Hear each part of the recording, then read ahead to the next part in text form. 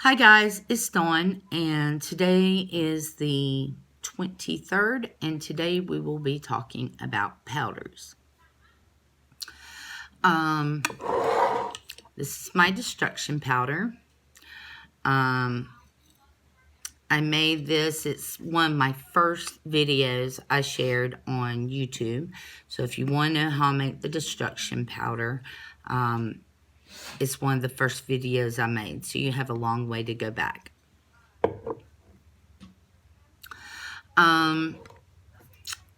I also make a powder out of my incense because I burn my incense in here, and you can see all the ashes I've collected.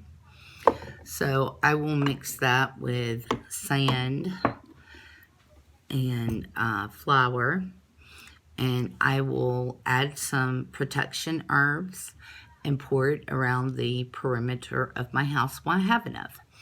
I have one in here and one in my bedroom. I burn a lot of incense.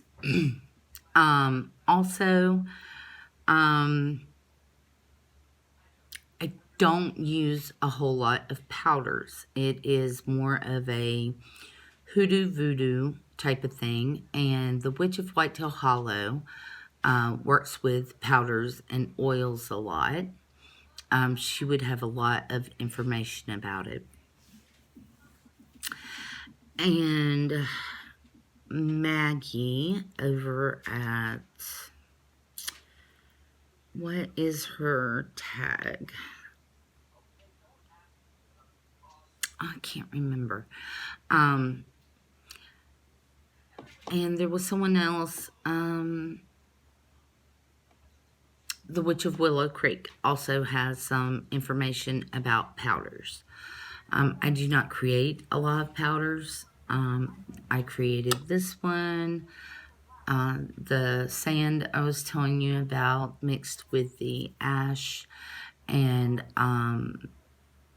of course, I make black salt, and I powder all the ash that goes into the black salt. And I powder the charcoal that goes into the black salt. So there is that. I'm trying to think of anything else I might powder. Sometimes I will powder herbs to get them into the smaller bottles if I need to. I do not do it a lot, and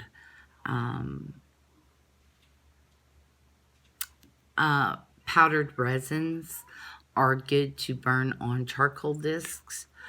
Like I have a powdered dragon's blood resin, gum arabic, benzoin.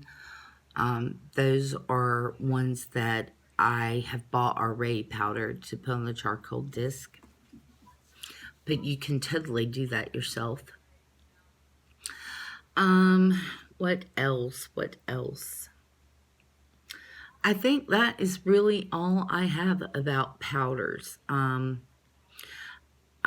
have several different recipes for powders. I just like working with herbs more than I like working with powders. And I was not raised in the voodoo hoodoo tradition either. So powders don't come naturally to me.